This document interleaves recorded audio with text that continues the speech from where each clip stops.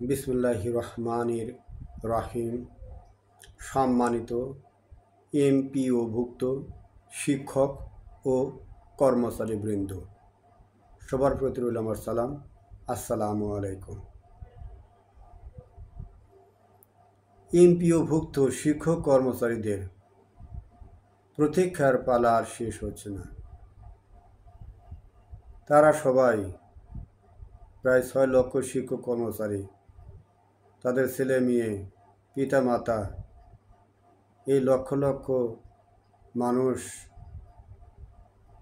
প্রতীক্ষায় আছে এই অন্তর্বর্তীকালীন সরকারের যিনি প্রধান, উনি অত্যন্ত নন্দিত ব্যক্তি। সারা বিশ্বের যার যশ সুনাম খ্যাতি রয়েছে, যিনি বাংলাদেশকে বিশ্বের দরবারে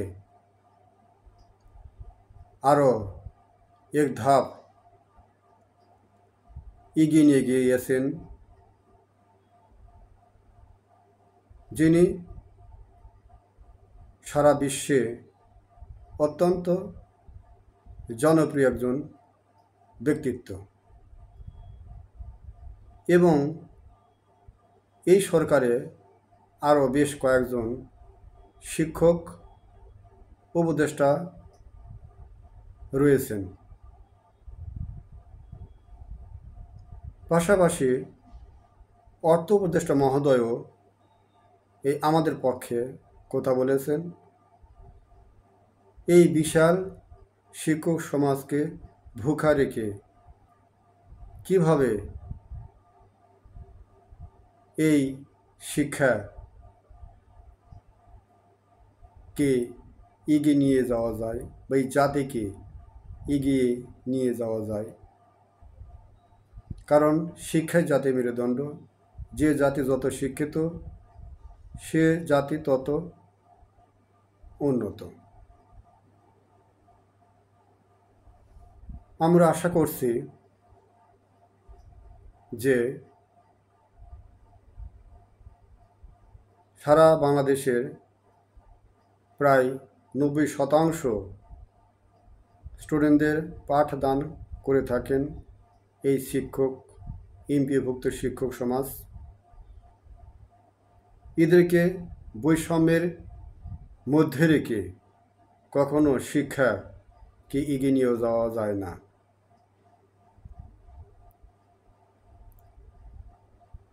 আমাদের ন্যূনতম দাবি 20% বাড়ি ভাড়া এবং 1500 টাকা চিকিৎসা ভাতা। এই দাবিটা সরকারের পক্ষে অসম্ভব কিছু নয়।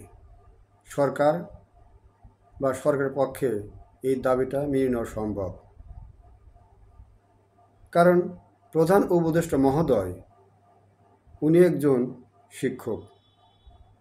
আমার বিশ্বাস যে এই অন্তর্বর্তীকালীন সরকার এই শিক্ষকদের জন্য, যেহেতু ওনারা স্বল্প সময়ের জন্য ক্ষমতায় আছেন, জাতি যাতে ওনাদের স্মরণ করে, আমার বিশ্বাস ওনারা সরকার যখন থাকবেন না, তখন এই জাতি যাতে তাদেরকে স্মরণ করে, মনে রাখে যে না, এই সরকার আমাদেরকে এই সুযোগ সুবিধা দিয়েছেন। সেই দৃষ্টিকোণ থেকে আমি আশা করছি এই সরকার আমাদের ন্যূনতম দাবি 20% হাউস রেন্ট অ্যান্ড 1500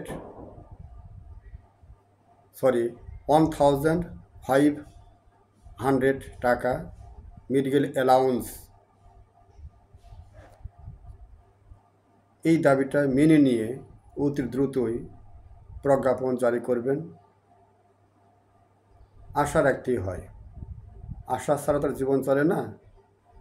বেঁচে থাকা বা থাকতে হলে আশা করতে হবে, আশা নিয়ে বেঁচে থাকতে হয়।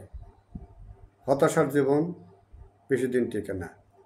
তো আমরা আশা করছি সরকার আমাদের দাবিটা মেনে নেবেন। আলহামদুলিল্লাহ।